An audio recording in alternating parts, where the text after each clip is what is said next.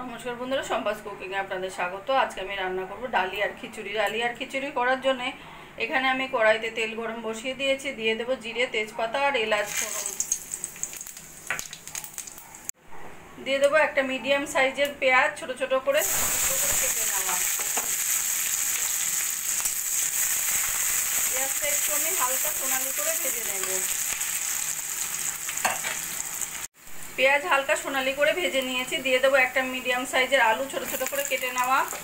দিয়ে দেবো একটা ফুলকপি ছোট ছোট করে কেটে একটু ভাপ দিয়ে নিয়েছি, আর একটা টমেটো ছোট ছোট করে কেটে নেওয়া। সব কিছু একটু ভালো করে ভাজা ভাজা করে নেব।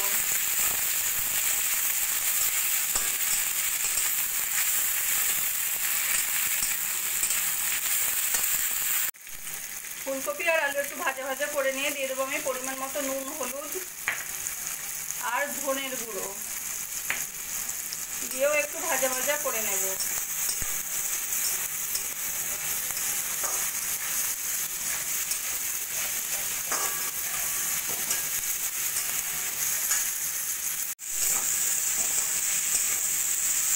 আরও কিছুক্ষণ ভাজা ভাজা করে নিয়েছি। দিয়ে দেবো এবার 100 গ্রাম মুসুরির ডাল আমি ধুয়ে নিয়েছি, সেই ডালটা দিয়ে দেবো।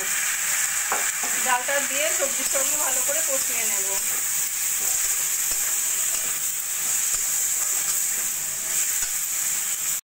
ডাল দিয়েও ভালো করে সবজির সঙ্গে কষিয়ে নিয়েছি। এবার দিয়ে দেবো আমি 250 গ্রাম ডালিয়া। ডালিয়াটা আমি ভালো করে ধুয়ে নিয়েছি, সেই ডালিয়াটা দিয়ে ভালো করে কষিয়ে নেব।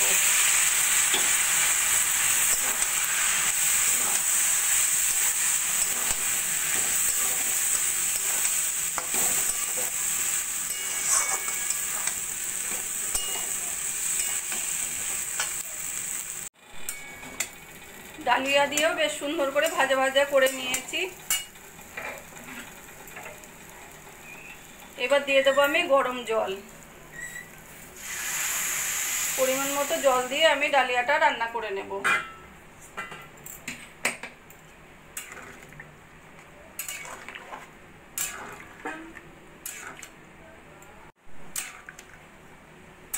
জলটা দিয়ে ভালো করে নাড়াচাড়া করে মিশিয়ে নিয়ে লো ফ্লেমে আমি রান্নাটা করে নেব। বন্ধুরা, আমার রান্নাটা যদি ভালো লাগে প্লিজ লাইক করবেন আর কমেন্ট করে জানাবেন কেমন লাগলো। আর আমার চ্যানেলে যদি নতুন হয়ে থাকেন সাবস্ক্রাইব করবেন প্লিজ। আর যদি ফেসবুক পেজ থেকে দেখেন ফলো করবেন প্লিজ।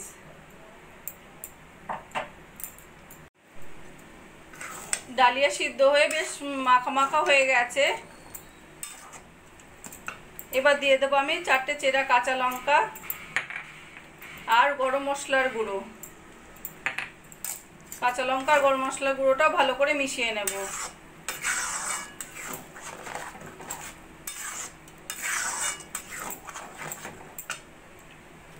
আর দিয়ে দেব 1 কিউব বাটার।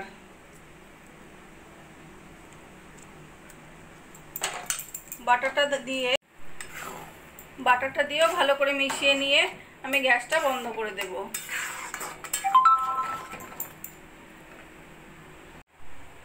ফুলকপি আলু দিয়ে ডালি আর খিচুড়ি রান্নাটা আমার কমপ্লিট হয়ে গেছে। আমার এই রেসিপিটা যদি ভালো লাগে আপনারাও বাড়িতে বানিয়ে দেখতে পারেন। গরম গরম ব্রেকফাস্ট বা ডিনারের জন্য খুবই হেলদি একটা রেসিপি। আর কমেন্ট করে জানাবেন কেমন লাগলো। প্লিজ লাইক, শেয়ার ও সাবস্ক্রাইব করবেন।